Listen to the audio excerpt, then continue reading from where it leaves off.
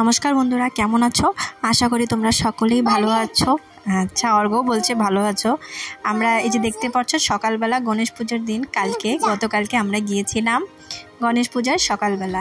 এই যে অর্ঘ্য, আমি, ওর পিসি আর ওর দাদা আমরা গিয়েছিলাম সকালে পুজো দিতে। তারপরে বিকালে আমরা আবার পুজোতে গিয়েছিলাম, সেগুলোও আছে সামনে এই ব্লগ ভিডিওতে। আর বন্ধুরা, তোমরা প্লিজ যে আমার ভিডিওকে প্রথম দেখছো, প্লিজ আমার চ্যানেলকে সাবস্ক্রাইব করো। আর তোমরা অনেকেই জানো আমি পোর্ট ব্লেয়ার থাকি, আর যে জানো না নতুন ভিডিওতে তাদের জন্য বলছি, আমি আন্দামান নিকোবর পোর্ট ব্লেয়ারে থাকি। আমাদের এখানে একটা ছোট আইল্যান্ড, কিন্তু এখানে সব জাতির লোক থাকে, তাই এখানে সব ধরনের উৎসব অনেক বড় করে করা হয়। আর আমরা সকলেই এখানে সব উৎসবগুলো খুব ভালো করে পালন করি। আন্দামান একটা ছোট্ট একটা আইল্যান্ড, আর এটা খুবই সুন্দর।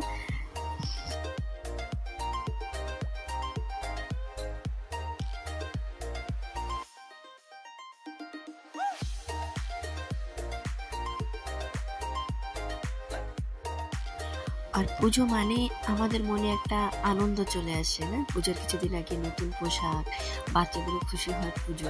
মানে পুজো জিনিসটাই এরকম। এই যে গণেশ পুজো শুরু হয়ে গেছে, এখন আমাদের বাঙালিদের সব থেকে বড় যে পুজো সেটা হচ্ছে দুর্গা পুজো। তো সেই পুজোটারও একটা এক্সাইটমেন্ট এখন থেকে আমাদের ভিতরে শুরু হয়ে যায়। সকলের ভিতরেই হয়। কে কার কার হয় আমাকে মেসেজ করে জানাবে। আমার তো খুব এক্সাইটমেন্ট, কি পরবো কি করব, মানে যা মনের ভিতর ফিলিংস আসে না, কি বলবো।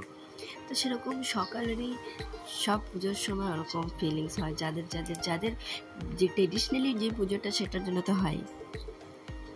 ঠিক আছে, আগে কিছু বলছি না।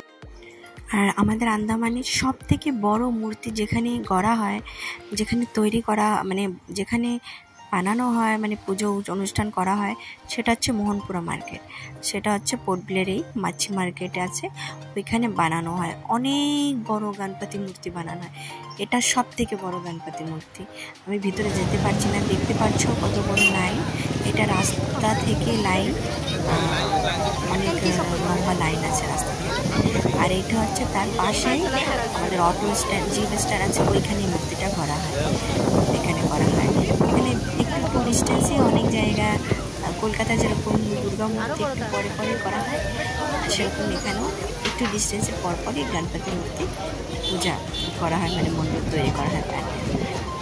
আমরা তো খুব এনজয় করলাম, আর আপনারা, আশা করি আপনারাও দেখে একটু এনজয়মেন্ট করতে পেরেছেন।